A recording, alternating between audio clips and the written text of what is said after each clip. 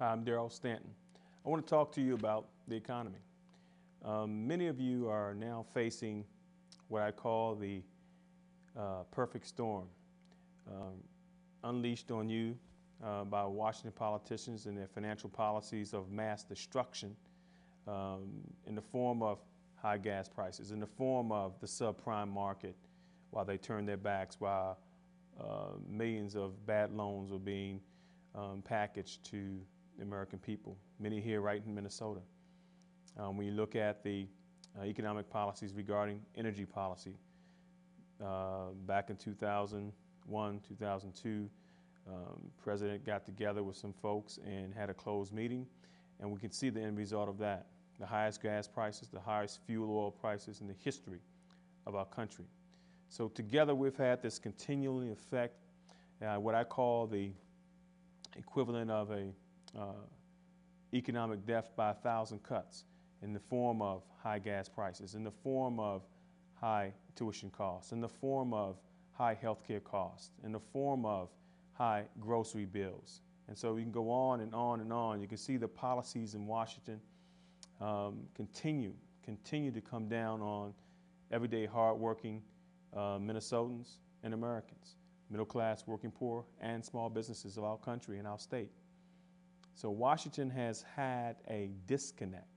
For example, when back in 2005, for example, you can kind of see the connecting of the dots of what they were plotting. In 2001, there was a bankruptcy bill they tried to get through Congress, and this is kind of the connected dots of what they wanted to do economically to protect themselves. The big banking industries, the big fat cats got together and decided that they wanted some protections when they started plotting down the line. And so they tried to get a bankruptcy bill in 2001. Unsuccessfully, they got it in 2005. And so with that, they had protections, and so they can move forward. And they started to buying up these smaller subprime lending entities. They started buying them up and buying them up. Countrywide, for example, got in the market, and they were booming, making millions upon millions, if not billions of dollars off these subprime loans.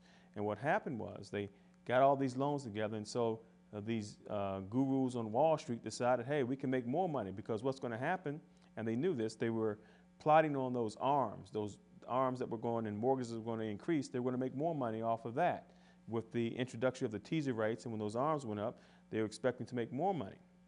And so they kept packaging and playing with these, and all these bad loans were going out there, and all of a sudden they were passing out so much bad loans in the sense that they knew people could not afford these loans, but they were still making these loans, and in the process packaging them in the form of securities and selling them around the world. And a lot of fat cats, a lot of big banks made a whole lot of money off of everyday hardworking Minnesotans and Americans, a whole lot of money.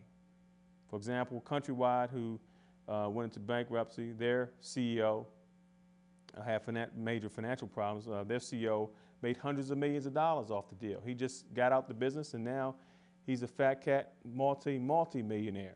Hundreds of millions of dollars he walked away with. And so who's looking out for our best interests? Again, when you look at the financial policies from Washington, what I call the financial policies of mass destruction, because it's obliterated lives across this country and here in Minnesota. And so we need to have somebody who's going to be proactive versus reactive. For example, I introduced in 2002 an economic stimulus plan that basically fell on deaf ears, because no one really wanted to hear the story about we need to have a contingency in the event of hard and bad times. And when things go bad, you can trigger this economic stimulus without scurrying around now, have to go through Congress now because nothing's in place. They're fiddling around now, going after each other in Congress as they normally do. And as it looks right now, because even if they want to do a tax rebate, you have a situation right now where the IRS is working on your tax returns. Now, it's going to be delayed too, because Congress dragged their feet on actually abolishing the alternative minimum tax. They did another patch, which saves 23 million Americans without getting that additional alternative minimum tax. However, they haven't abolished it, and it's still there on the books. But what they did, they finally did something before they went on Christmas break at the last minute. So now people who are in economic distress and have refunds coming, they're going to have those refunds delayed. Millions of Americans will have their refunds delayed who need an infusion of cash now. Their hard-earned money that they should be getting back. However, Washington, in their wisdom, dragged their feet again at the last minute, passed something through, and the IRS could not even print forms, so that's kind of delay. So they couldn't do anything until actually Washington actually had passed the alternative minimum tax patch. So from that standpoint, again, Washington is failing everyday hardworking Minnesotans and Americans. And so I want to go to Washington to be proactive. As I said, I had an economic stimulus plan back in 2002 when it wasn't fashionable to talk about. It wasn't fashionable at all. But I thought it necessary to have something in place. And hopefully this is a lesson that Washington, after the smoke clears, and they need to pass an economic stimulus now, one that could include many different things, but it has to be responsible and paid for, in my opinion, as we look at pay-go. That means if they have a spending bill, they need to find ways of cutting spending in some other areas or have it paid for some way, shape, or form. But we've got to stop this mess of mounting debt to the tune now of the national debt of over $9 trillion, borrowing money from China, borrowing money from Saudi Arabia, where 15 of the 19 9/11 terrorists came from. So you can see this spiraling down effect that our Washington politicians have gotten us into, irresponsible and financial management of our tax dollars in Washington. But again, getting back on the stimulus, some things that can be done right now. They can increase food stamps for those people who need it. They could look at a tax rebate, but again, because of the slowdown in Washington, the realistic tax rebate probably couldn't come to people until sometime May or June, unfortunately. So this is the mess that Washington has gotten us into. Another thing that I think could happen right now, if Washington wanted to really help folks out, they can release some of the oil reserve that we have. That would get into the market more oil, bring prices down, put billions of dollars back into the economy and into the pockets of Minnesotans and Americans. That's something that we could do, the president can do now.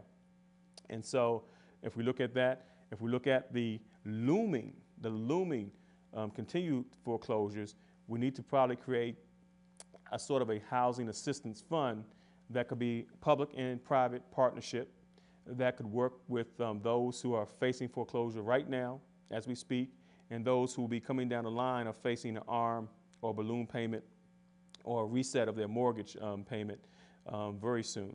So we need to act quickly and get these things done. Those are some of the things that can be done to help stimulate the economy. But again, Washington needs to be responsible and act immediately. So this is a call to action to all Minnesotans to call Congress and the White House. I want you to call Congress and the White House, and we'll have numbers on the screen that you can contact the Congress and the White House to take action now on passing an immediate, targeted, and short-term economic stimulus to help jumpstart lives of individuals who can use an infusion of cash in their pockets and hopefully can save some of that money as well. Because Washington, every time I hear these politicians talking, they want you to go out and really spend it. Well, we're in I think the longest history of negative savings in the history of our country since the Great Depression. So hopefully you can save some of that money too, but understand there are bills that need to be paid. So again, we need an economic stimulus package now. We need to call Congress and the White House and have them to take immediate action. And that means, in my opinion, they don't need to go on a break. This is a crisis for millions upon millions of Americans and Minnesotans. We need help now. So I'm asking you to call Congress and the White House and ask them to immediately pass an economic stimulus plan now. Thank you very much. I'll be right back in just a moment.